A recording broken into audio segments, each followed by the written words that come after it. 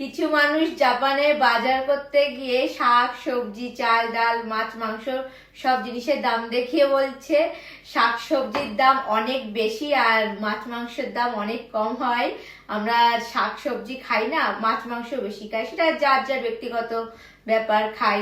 আর একটা ভিডিওতে দেখলাম আরেকজন বলছে জাপানের শাক সবজির দাম অনেক বেশি, মাছ মাংসের দাম অনেক কম, তাই জাপানে আমরা সবাই শাক সবজিটা কম খাই, মাছ মাংসটা অনেক বেশি খাই।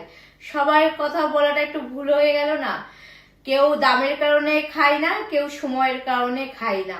জাপানে সবাই জিনিসের দাম দেখায়, কিন্তু জাপানে একজন প্রতিদিন মাসে কত টাকা ইনকাম করে সেটা কিন্তু কাউকে বলে না। জাপানে একজন একদিনে 12 ঘন্টা কাজ না করে 8 ঘন্টায় শুধু কাজ করে 8,000 থেকে 12,000।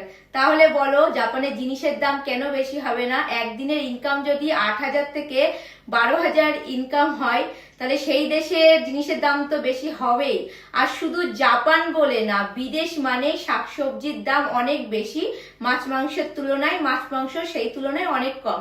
এটা বিদেশের সব জায়গায়।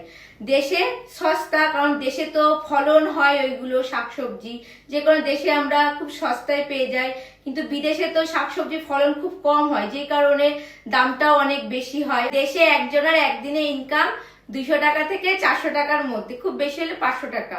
তো যেখানে যেমন ইনকাম সেইখানে সেই রকম খরচ। যে দেশে ইনকামও বেশি সেই দেশে খরচাও বেশি। তো দেশ কখনো বিদেশ হয় না, বিদেশ কখনো দেশ হয় না। তো জাপানে শাকসবজির দাম অনেক বেশি হয়, অনেকেই খায় না, আবার অনেকে সময়ের কারণে খায় না। এখন যেমন রাত্রি 9টা বাজে, আমি কাজ থেকে সবাই বাড়ি ঢুকলাম, তো কাজ থেকে বাড়ি আসার সময় কলমির শাক নিয়ে এসেছিলাম। তো কলমির শাক এই কটা আমাদের দেশে কত হবে? খুব বেশি হলে 20 থেকে 25 টাকা হবে। তো জাপানে আমি এই 2 প্যাকেট কলমির শাক নিয়েছি 600 ইয়েন দিয়ে। আর এই 4টে পেঁয়াজ নিয়েছে 380 ইয়েন। দেশে এই 4টে পেঁয়াজ খুব বেশি হলে 60 টাকা হবে, 60 টাকাও হবে না, আমি বেশি বললাম। আর এই 2 প্যাকেট ভেন্ডি নিয়েছে 130 ইয়েন করে, সস্তায় পেয়েছি, তাও আজকে 260 ইয়েন নিয়েছে।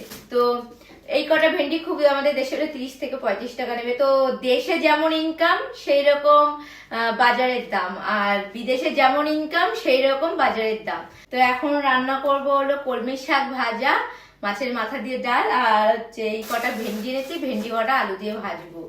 এই তোমাদের সাথে কথা বলতে বলতে 9:30 বেজে গেছে, যে কখন রান্না করব আর কখন যে খাবো, খেয়ে আবার কালকে সকালে ঘুম থেকে উঠে আবার কাজে দৌড়াতে হবে।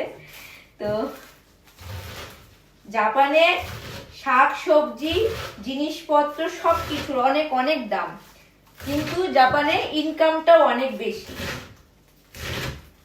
সেই কারণে সবকিছুর দামটাও অনেক বেশি। আর জাপানে তো এই শাক সবজি, এই যে কলমি শাক, তারপরে পুঁই শাক, এগুলো তো পাওয়াই যায় না। এখন তো তাও পাওয়া যায়, আগে এগুলো পাওয়া যেত না, যেগুলো এগুলোর দামও অনেক বেশি। দাম বেশি হলেও আমরা খাই, কারণ দেশের জিনিস যে বিদেশে পাচ্ছি এটাই আমাদের কাছে অনেক।